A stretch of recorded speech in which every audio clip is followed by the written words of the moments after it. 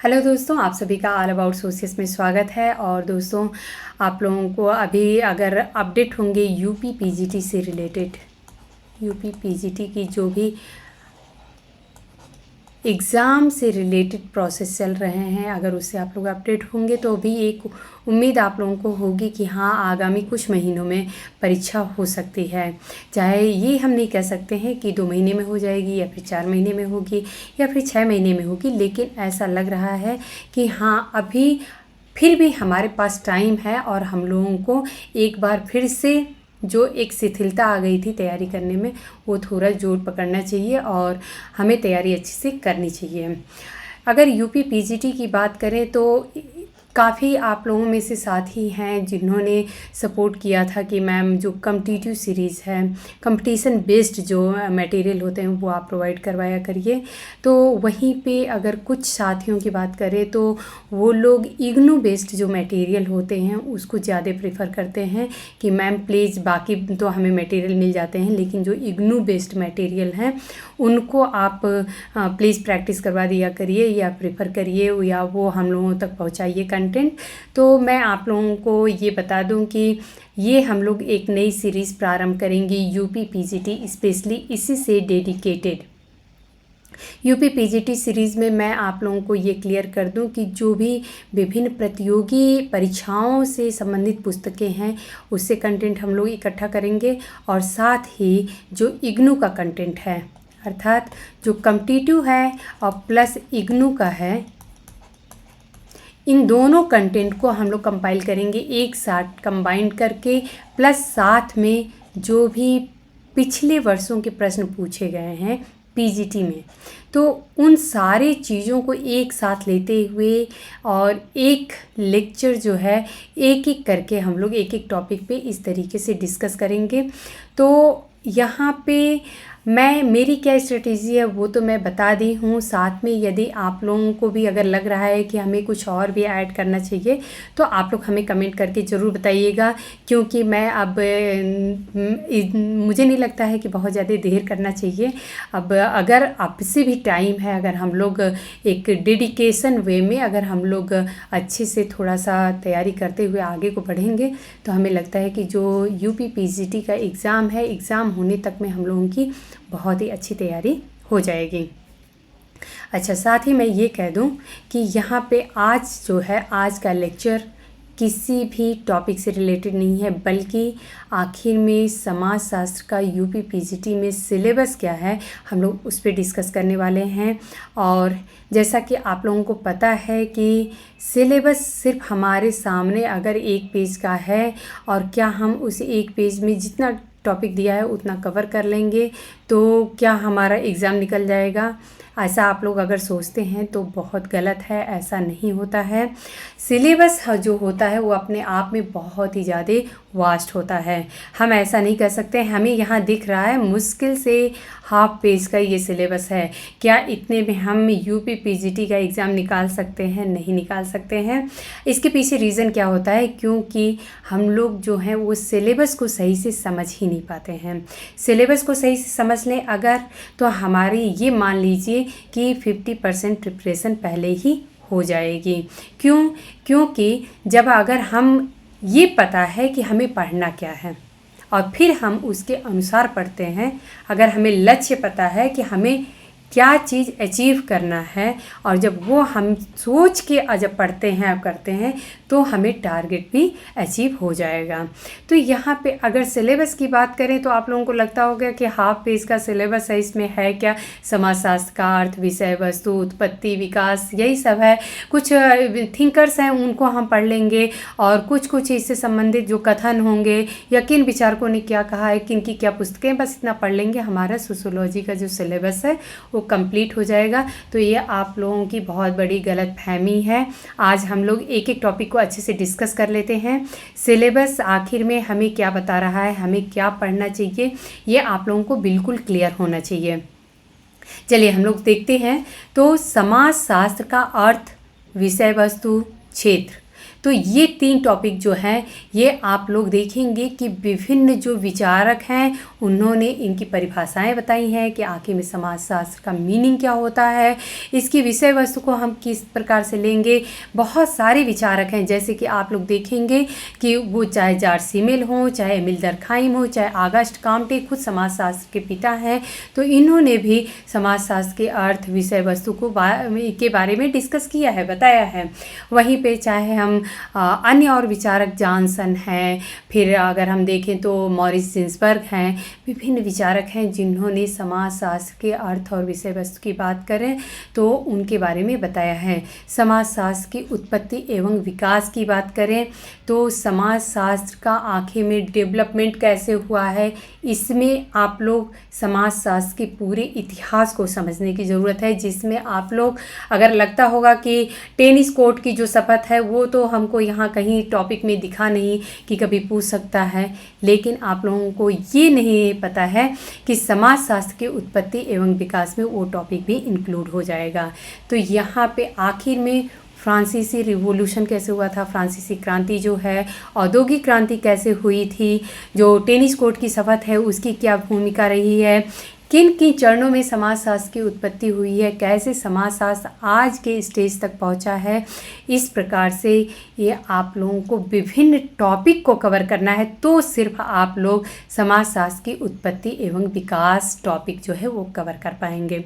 तो मेरा यहाँ पे बताने का जो मुख्य उद्देश्य है यही कि इसकी सिर्फ लाइन पे आप लोग नहीं जाइए, बल्कि इसकी एक एक एरिया, जैसे कि समाजशास्त्र की उत्पत्ति की बात हो रही है तो आखिर में समाजशास्त्र की उत्पत्ति हुई कैसे थी, किन विचारकों के योगदान थे, हम उनको किस प्रकार से देखते हैं, क्या क्या हमें समझना है, पढ़ना है, उससे रिलेटेड कौन कौन से टॉपिक्स रहेंगे, ये सारे के सारे समाजशास्त्र की उत्पत्ति एवं विकास में आ जाएंगे। समाजशास्त्र का अन्य समाज विज्ञानों के साथ संबंध की बात अगर करें तो ये भी जो टॉपिक है ये पूछ दिया जाता है। हालांकि मैं ऐसा नहीं बोलूँगी कि बहुत ज़्यादा क्वेश्चन पूछे जाते हैं, लेकिन जैसे राजनीति शास्त्र से क्या समाजशास्त्र का संबंध है, या फिर अर्थशास्त्र से क्या संबंध है, या फिर अन्य इतिहास से क्या संबंध है, तो अन्य जो विषय हैं उनसे खास करके एक अगर मनोविज्ञान की बात करें या मानव शास्त्र की बात करें तो इससे ये काफ़ी क्लोजली रिलेटेड महसूस होता है समाजशास्त्र। तो विभिन्न जो अन्य समाज विज्ञान हैं उनसे समाजशास्त्र का क्या संबंध है, इसके बारे में भी जो ये टॉपिक हो जाता है, ये काफ़ी ऐसा नहीं बोलेंगे कि बहुत ज़्यादा है, लेकिन एक दो क्वेश्चन पक्का पूछ दिए जाते हैं और ये कथन के रूप में पूछ दिए जाते हैं कि ये कथन किसका है। तो इस प्रकार से ये टॉपिक आप लोगों को कवर करना होगा, हम लोग साथ में मिल के कवर करेंगे, उसमें कोई दो राय नहीं है। और मैं इस बार ये ट्राई करूँगी कि जो इग्नू के मटेरियल हैं, अभी तक मैंने इग्नू से सिर्फ थिंकर्स उठाए हैं, इग्नू के मटेरियल को साथ में मैं इसमें इंक्लूड करने वाली हूँ कि समाजशास्त्र का अर्थ विषय वस्तु जो कि बीए के फर्स्ट ईयर से जो स्टार्ट होते हैं टॉपिक्स, उनको हम लोग साथ में कंपाइल करके एक ही साथ में हम लोग कॉम्पिटिटिव जो किताबें हैं, प्रतियोगी परीक्षाओं से संबंधित पुस्तकें हैं, और जो इग्नू की बुक है, इन दोनों के मटेरियल को एक साथ लेके और फिर हम लोग किसी टॉपिक पे डिस्कस करेंगे। अब समाजशास्त्र के पाश्चात्य विचारकों की बात करें तो इसमें August Comte, Herbert Spencer, Emile Durkheim, Max Weber, ये तो चार आप लोगों को विचारक मेन दिख रहे हैं। आप लोगों को क्या लगता है कि सिर्फ हम चार विचारकों को पढ़ लेंगे तो हो जाएगा? फिर हम विल्फ्रेडो पेरेटो को कहाँ देखते हैं, फिर टालकट पार्सन्स को कहाँ देखते हैं, मर्टन को कहाँ देखते हैं, रेडक्लिफ ब्राउन को कहाँ देखते हैं, लेवी स्ट्रॉस को कहाँ देखते हैं। तो आप लोगों को सिर्फ ऐसा मन में गलतफहमी नहीं होनी चाहिए कि हम सिर्फ August Comte, Herbert Spencer, Emile Durkheim और मैक्स वेबर को पढ़ लिए तो हाँ पाश्चात्य विचारक हमने कवर कर लिया, ये गलतफहमी नहीं होनी चाहिए, क्योंकि आगे के बहुत ऐसे टॉपिक हैं। ये तो एकदम बोल दिया गया कि इन पे प्रश्न बनेगा ही बनेगा, इसमें हम कोई डाउट नहीं कर सकते हैं, लेकिन साथ ही अन्य जो टॉपिक हैं जिनको अभी हम लोग आगे डिस्कस करेंगे, इनमें विभिन्न विचारक इंक्लूड हो जाते हैं। वो यहाँ पे थिंकर्स के नाम नहीं दिए गए हैं, लेकिन जो टॉपिक्स हैं उनमें, जैसे कि अभी हम आप लोगों को आगे डिस्कस करके मैं बताती हूँ। भारतीय विचारकों की अगर बात कर लें तो श्री अरविंदो, गांधी, राधा कमल मुखर्जी, भगवान दास, और फिर इसके बाद से हम अभी यहाँ सिर्फ हम इतना देख रहे हैं अरविंदो को देखिए, गांधी, राधा कमल मुखर्जी, भगवान दास, ये जो नाम है ये हमें डायरेक्टली मिल रहे हैं। बट साथ में आप लोग देखेंगे देसाई को देखेंगे, मजूमदार को देखेंगे, MSA राव को देखेंगे, AM शाह को देखेंगे, इरावती कर्वे, फिर आप लोगों को विभिन्न विचारक मिलेंगे, SC दुबे मिलेंगे, MN श्रीनिवास मिलेंगे, तो AP देसाई मिलेंगे। तो ऐसे विभिन्न विचारक हैं जिन्होंने भारतीय समाजशास्त्र में बहुत सारा योगदान दिया है। और आखिर में उन्हें हमें कहाँ पढ़ना है, तो उसको हम लोग अभी आगे डिस्कस करते हैं। समाजशास्त्रीय सिद्धांतों की अद्यतन प्रवृत्तियाँ कौन कौन सी हैं, और जैसे कि अंतर प्रवृत्तियाँ, प्रकारवाद की बात कर लें तो हम पहले प्रकारवाद के बारे में भी समझेंगे। संघर्ष का सिद्धांत है। अब यहाँ पे आप लोग देख सकते हैं, जैसे प्रकारवाद की बात आ गई तो प्रकारवाद से संबंधित कौन कौन से विचारक हैं, उन्होंने अपने क्या विचार दिए हैं, उनकी पुस्तकें कौन सी हैं, उनका अध्ययन क्षेत्र क्या है, ये सारा हमें पढ़ने की ज़रूरत है। वहीं पे अगर संघर्ष का सिद्धांत की बात करें तो आप लोग समझ सकते हैं कार्ल मार्क्स तो सबसे पहले आते हैं संघर्ष के सिद्धांत में। वहीं पे अगर कोजर की बात करें, अगर प्रकार्यात्मक सिद्धांत की बात करें संघर्ष के, तो कोजर आ जाएंगे, रैंडॉल्फ कॉलिंस आ जाएंगे, रॉल्फ डॉरेनडॉर्फ आ जाएंगे। ये तमाम विचारक हैं जो संघर्ष के सिद्धांत से संबंधित हैं। सामाजिक विनिमय का सिद्धांत है, तो यहाँ पे आप लोग देख सकते हैं पियरे बोर्दियू और भी बहुत सारे विचारक हैं जो कि सामाजिक विनिमय की बात, लेवी स्ट्रॉस की बात कर लें, बहुत ऐसे विचारक हैं जो आप लोगों को इन सब से जुड़े हुए देखेंगे। वहीं पे प्रतीकात्मक अंतःक्रियावाद की बात करें तो प्रतीकात्मक अंतःक्रियावाद में आप लोग हर्बर्ट ब्लूमर को देखेंगे, GH मीड, फिर चार्ल्स कूले। तो इस तरीके से विभिन्न विचारक हैं जिन्होंने प्रतीकात्मक अंतःक्रियावाद से संबंधित अपनी अवधारणाएं दी हैं। हमें सिर्फ प्रतीकात्मक अंतःक्रियावाद की डेफिनेशन समझ लेना या फिर उनके कथन, किसी ने विचारक ने क्या कह दिया उसके बारे में सिर्फ इतना जानने की ज़रूरत नहीं है। हमें ये समझने की ज़रूरत है कि आखिर में प्रतीकात्मक अंतःक्रियावाद होता क्या है, कहते किसे हैं। विभिन्न विचारकों ने, ऐसे कौन से विचारक हैं जो इस फील्ड से रिलेटेड हैं, उन्होंने क्या अपना कंट्रीब्यूशन दिया है, तो ये सारी बातें हमें समझने की ज़रूरत है। प्रघटना शास्त्र की बात करें तो यहाँ पे आप लोग अल्फ्रेड शुट्ज़ को पाएंगे, हेराल्ड गारफिंकेल की बात कर सकते हैं, फिर आप लोग थॉमस लकमैन को देखेंगे। तो ये तमाम जो विचारक हैं ये आपको प्रघटना शास्त्र में देखने को मिलेंगे। अब प्रमुख सामाजिक संस्थाओं की बात करें तो परिवार, विवाह, धर्म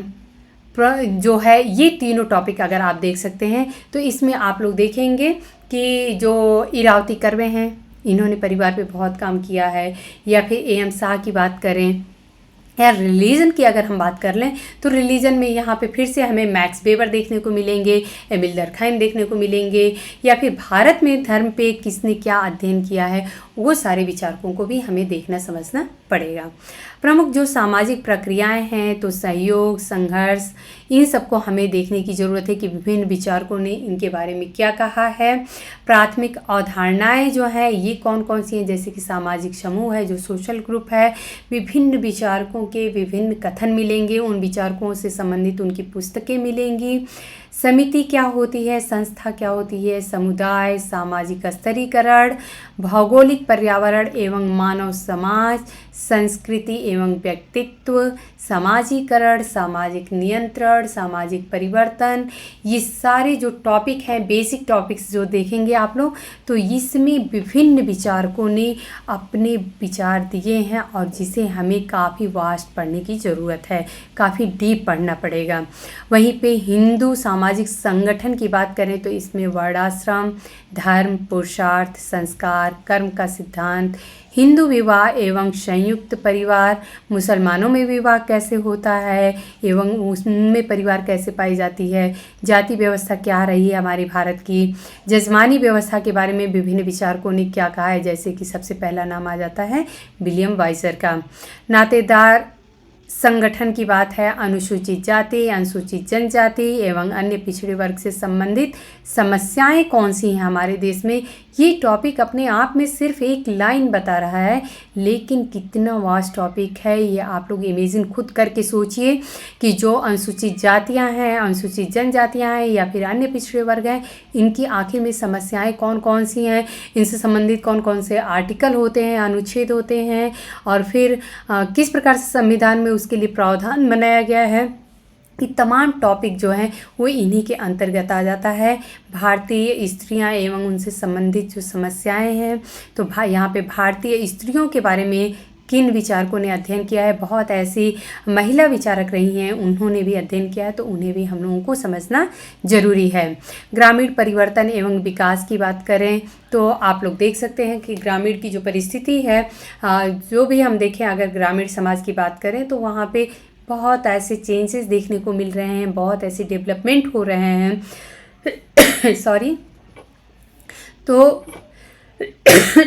सॉरी किस प्रकार से आखिर में कौन कौन से ग्रामीण विकास के लिए कार्यक्रम चलाए जा रहे हैं। पंचायती राज है, वेस्टर्नाइजेशन की बात कौन करता है, संस्कृतिकरण आखिर में क्या होता है, स्थानीयकरण क्या होता है, सार्वभौमिकरण, धर्मनिरपेक्षीकरण, भारतीय समाज का आधुनिकीकरण कैसे हुआ है, किन विचारकों ने इस पे काम किया है, संरचना, गतिशीलता, उद्यमिता, औद्योगिकरण एवं विकास, उत्प्रवास एवं नगरीकरण की समस्याएं कौन कौन सी हैं, भारतीय नगरीय नीति, भूमि एवं कृषि सुधार कार्यक्रम कौन कौन से लगाए गए हैं, सामाजिक स्तरीकरण एवं परिवर्तन, जाति एवं वर्ग, ये जो टॉपिक है मैं आप लोगों को बता दूं, सामाजिक स्तरीकरण एवं परिवर्तन, जाति एवं वर्ग, ये पूरी की पूरी एक बुक ही है इग्नू में, उसको हम लोग डिस्कस करेंगे। ग्रामीण शक्ति संरचना एवं उभरता हुआ नेतृत्व, सामाजिक विघटन की अवधारणा, ये भी इग्नू सीरीज़ में है। इसमें हम लोग इग्नू की पूरी एक बुक है बीए फर्स्ट ईयर में, उसमें हम लोग डिस्कस करेंगे। वैयक्तिक विघटन और परिवारों में किस प्रकार से विघटन पाया जाता है, अपराध क्या होता है, बाल अपराध क्या है, श्वेत वसन अपराध, सबसे पहले सदरलैंड की बात आती है। कारण एवं सुधार के उपाय हमें समझने की ज़रूरत है। सामाजिक समस्याएं कौन सी हैं, तो आप लोग समझ सकते हैं कि ये कितना सिर्फ सामाजिक समस्याएं लिख दिया गया है, लेकिन कितना वास्ट टॉपिक है कि सामाजिक समस्याएं कोई एक तो है नहीं, बहुत सारी सामाजिक समस्याएं हैं। तो आखिर में सामाजिक समस्याएं कौन कौन सी हैं, विभिन्न विचारकों ने इन समस्याओं के बारे में क्या कहा है, इसके बारे में हम लोग डिस्कस करेंगे। बेकारी, निर्धनता, मद्यपान एवं मादक द्रव्यसन, वेश्यावृत्ति, भिक्षावृत्ति, जनसंख्या की समस्या और समाज कल्याण कार्यक्रम। तो ये आप लोग देख सकते हैं कि जो हम लोगों को सिलेबस देखने को मिल रहा है, ये तो हमें सिर्फ और सिर्फ हाफ पेज का है, लेकिन आप लोगों को एक बार जब डिटेल में इसको समझेंगे तो आप लोगों को समझ में आएगा कि सिलेबस कितना वास्ट है और हमें कितनी ज़्यादा मेहनत करने की ज़रूरत है। मैं आप लोगों को यही बात बार बार बोल रही हूँ कि आप लोग वेट नहीं करिए कि एग्ज़ाम की डेट कब आएंगे। एग्ज़ाम की डेट का क्या है, वो 1 महीने 2 महीने में एग्ज़ाम की डेट आ जाएंगी, लेकिन आप लोग अपने आप से क्वेश्चन करिए कि क्या मैं एग्ज़ाम देने के लिए 100% एकदम प्रिपेयर हूँ। अगर नहीं तो आप लोग तैयारी करिए डेली, बल्कि अपना टाइम थोड़ा बढ़ाइए। आप लोग बहुत ज़्यादा नहीं, सीरियसली अगर आप लोगों ने सिर्फ पूरे दिन में 2 घंटे भी अगर आप लोगों ने सीरियसली निकाल के और पूरा जो सिलेबस है उसको एक एक टॉपिक को खंगाल के अगर आप लोग पढ़ लिए तो कोई ऐसा एग्ज़ाम नहीं है जो कि नहीं निकल सकता है। तो उम्मीद है दोस्तों कि आज जो हम लोग सिलेबस डिस्कस किए हैं उस पर आप लोग थोड़ा अमल करेंगे और थोड़ा सीरियसली इस पर सोचेंगे। हम लोग अपने अगले लेक्चर में जो कि पीजीटी सीरीज़ होगा उसमें हम लोग एकदम शुरुआती से एक एक टॉपिक हम लोग उठाते जाएंगे और उसको हम लोग बहुत ही ऐसा नहीं बोलेंगे कि लेंदी जैसा, बट हम लोग उसके हर एक पॉइंट को मैंने आपको बता दिया है कि जो कॉम्पिटिटिव बुक्स हैं और प्लस इग्नू का दोनों को कंपाइल करके हम लोग एक साथ लेके और उसको समझने की कोशिश करेंगे, प्लस साथ में जो प्रीवियस ईयर के क्वेश्चन रहेंगे उनको भी साथ में हम लोग इंक्लूड करेंगे। तो आप लोग कंटिन्यू करिए अपना पढ़ना, अच्छे से एंजॉय करिए, एंजॉय भी करते रहिए क्योंकि एंजॉय करना भी लाइफ के लिए बहुत ज़रूरी होता है। हम सिर्फ पढ़ाई नहीं कर सकते हैं, तो आप लोग एंजॉय भी किया करिए, परिवार के साथ समय बिताया करिए और अपने लिए भी, क्योंकि आपका भी अपना कुछ भविष्य है। तो आप लोग अपने लिए भी ज़्यादा नहीं, पूरे दिन में सिर्फ 2 घंटे का टाइम निकालिए और पढ़ाई स्टार्ट करिए। हम लोग अपने नेक्स्ट लेक्चर में मिलते हैं समाज शास्त्र का अर्थ एवं विषय वस्तु टॉपिक के साथ में। Thank you.